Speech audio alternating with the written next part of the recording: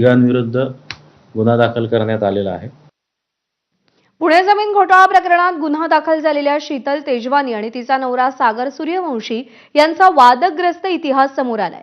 सागर सूर्यवंशीनं पत्नी शीतल तेजवानीसह कुटुंबातील इतर व्यक्तींच्या नावे बनावट कागदपत्रांच्या आधारे पुण्यातील सेवा विकास बँक आणि पिंपरी चिंचवडमधील शाखांमधून 41 कोटीहून अधिक कर्ज घेतलंय।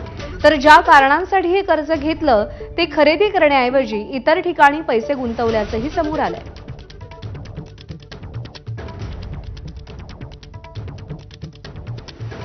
तर हे सगळं पुणे जमीन व्यवहाराचं प्रकरण काय आहे, ग्राफिक्सच्या माध्यमातून एक नजर टाकूया।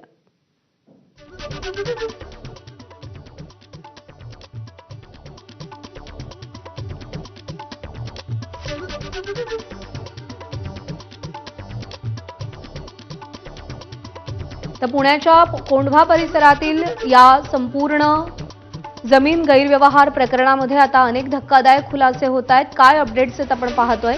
पुण्याचे तहसीलदार सूर्यकांत येवले निलंबित झालेले आहेत। हवेली क्रमांक 3 चे दुय्यम उपनिबंधक रवींद्र तारू यांचंही निलंबन करण्यात आलंय। अतिरिक्त मुख्य सचिव विकास खारगे यांच्या अध्यक्षतेत चौकशी समिती स्थापन करण्यात आली आहे। अमेडिया कंपनीला नोंदणी आणि मुद्रांक शुल्क विभागानं नोटीस पाठवली आहे। मुद्रांकाची 2% रक्कम म्हणजे 6 कोटी भरण्यासाठी अमेडिया कंपनीला नोटीस पाठवण्यात आली आहे।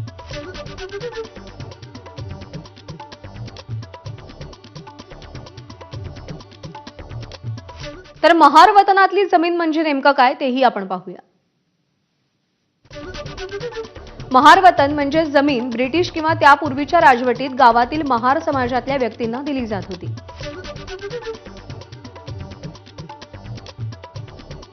सरकारी आणि गावकीची कामं करण्याच्या मोबदल्यात वंश परंपरेनं जमीन दिली जात होती। जमीन वेतनाऐवजी उदरनिर्वाहाचं साधन म्हणून दिली जात होती। जमिनीच्या बदल्यात शासनाची आणि गावातील लोकांची सेवा करावी लागत होती। महार वतन पद्धत 1958च्या कायद्यात संपुष्टात आणली गेली।